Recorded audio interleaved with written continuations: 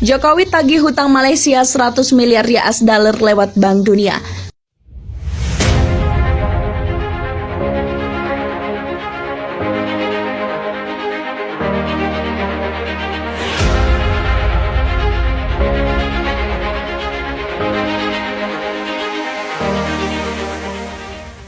PM Malaysia akan jual lahan hingga pulau demi lunasi utang negara.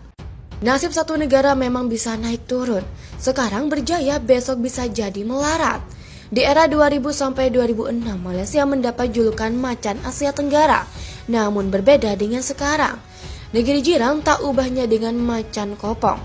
Negeri jiran tak ubahnya dengan macan ompong yang kehilangan taring dan gigi tak berdaya. Pasalnya, negara Malaysia dililit krisis ekonomi, sehingga negara tak mau harus membayar utang yang semakin menumpuk. Selama beberapa bulan terakhir mungkin banyak berita yang tersebar bahwa penduduknya melakukan segala cara untuk membantu negara, termasuk menggalang dana bersama. Pemerintah tentu tak tinggal diam demi makmurnya Malaysia. Perdana Menteri sampai melakukan beberapa hal berikut ini. Yang pertama, pangkas gaji pejabat negara. Punya jabatan sebagai pejabat, tentu gaji yang diperoleh juga lebih besar. Oleh karenanya, PM Ismail membuat kebijakan bahwa gaji para menteri negara akan dipotong sebanyak 10%.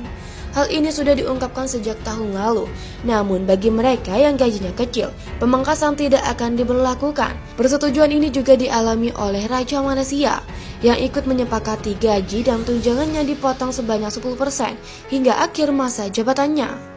Yang kedua, menerapkan sistem pajak yang berbeda. Melansir media Indonesia.com, sejak tahun lalu Malaysia punya rencana akan menerapkan skema pajak baru untuk mendongkrak penerimaan negara.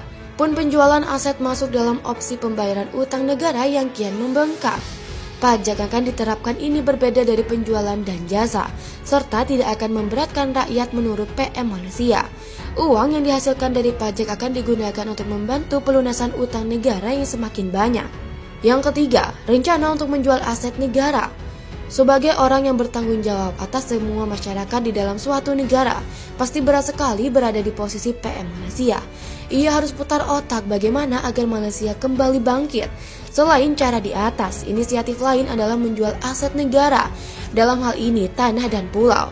Kami masih memiliki sejumlah aset lainnya. Bahkan kami mungkin jika perlu menjual tanah milik pemerintah, ucap PM Malaysia kepada wartawan di gedung parlemen, melansir CNN Indonesia.com. Tetapi dalam hal ini, Mahathir tetap memastikan bahwa aset milik pemerintah yang akan dijual harus jatuh ke tangan orang Malaysia sendiri, bukan pihak asing ataupun pihak peminjam Indonesia. Tetapi dalam hal ini Mahathir tetap memastikan bahwa aset milik pemerintah yang akan dijual harus jatuh ke tangan orang Malaysia sendiri, bukan pihak asing ataupun pihak peminjam yaitu Indonesia.